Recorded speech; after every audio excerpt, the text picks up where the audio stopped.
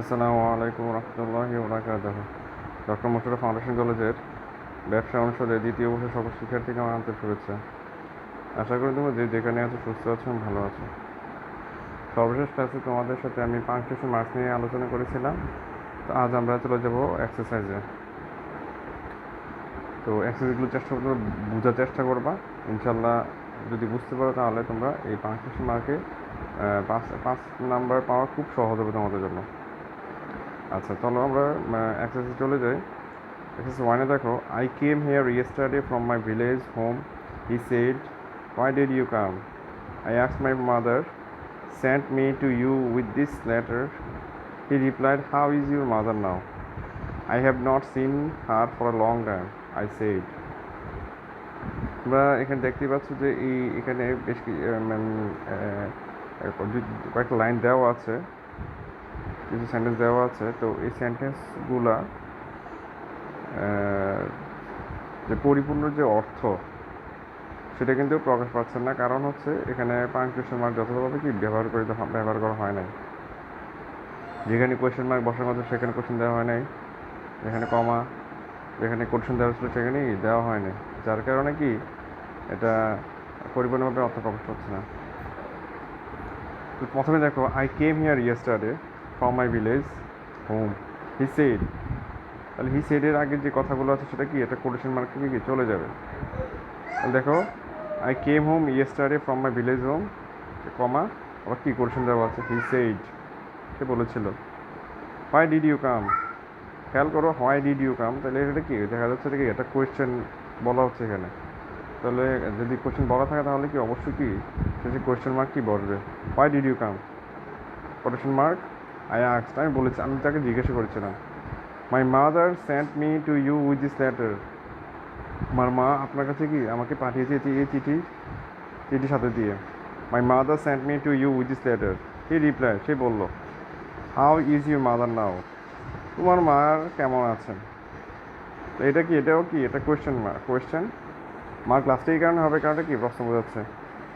I have not seen her for a long time, আমি তাকে অনেকদিন দেখি নাই। আই সেইড, আমি তাকে বললাম।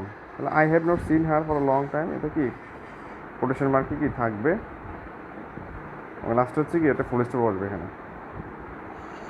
আচ্ছা, তারপর দেখো এক্সারসাইজ 2-তে চলে যাই আমরা।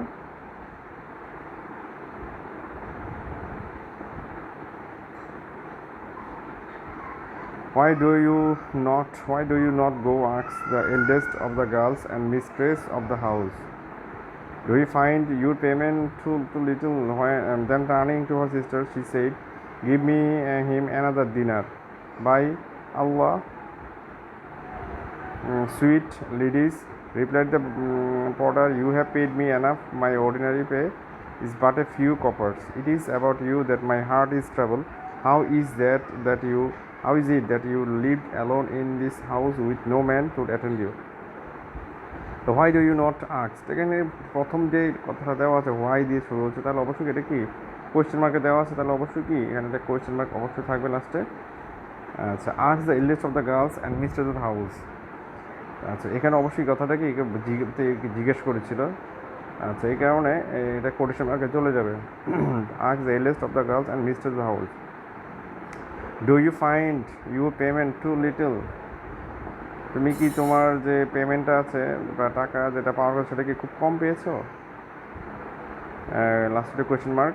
দেন turning to her sister, she said, দেনের পর এখানে কমা বসাতে হবে। টার্নিং টু হার সিস্টার্স, আর বোন দিয়ে তাকিয়ে সে বলেছিল, গিভ হিম অ্যানাদার ডিনার, তাকে আরেকটা কি ডিনার দিয়ে দাও। By Allah, sweet ladies, reply the order, আল্লাহর নামে। You have paid me well enough, আপনার আমার কি যথেষ্ট কি পরিমাণ টাকা দিয়েছেন, এখানে একটা কি কোয়েশ্চেন মার্ক বসবে। আচ্ছা, semicolon. My ordinary pay is but a few coppers, full stop. It is about you that my heart is trouble, full stop. How is it that you lived alone in this house with no man to attend you. Mary, you are really fit pal, do you exercise too much, আপনি কি বেশি পরিশ্রম করে থাকেন। আচ্ছা, তাহলে এই লাস্টে কি কোয়েশ্চেন মার্ক, একটা এখানে আরেকটা লাইন দেখো ভালো করে। How is that you lived alone in this house with no man to attend you, এখানে লাস্টে কি এটা অবশ্যই কি এখানে কোয়েশ্চেন দিতে হবে, কারণ এখানে শুরুতে কি হাউ দিয়ে কি একটা কোশ্চেন কি শুরু করা হচ্ছে এখানে, একটু খেয়াল রাখতে হবে এগুলো পড়ার সময়। আর তোমরা যদি পারো বোর্ড কোশ্চেন যেগুলো আছে 19 সাল 18 সাল, যেগুলো যেগুলো সহজ মনে আগে এগুলো করে ফেলবে, তারপরে কঠিনগুলো আস্তে আস্তে পড়বে। ইনশাল্লাহ আমরা নেক্সট ক্লাসে আরও কিছু এক্সারসাইজ দেওয়ার চেষ্টা করবো। তো সেই পর্যন্ত সবাই ভালো থাকো। আসসালামু আলাইকুম রহমতুল্লাহি ওয়া বারাকাতুহু।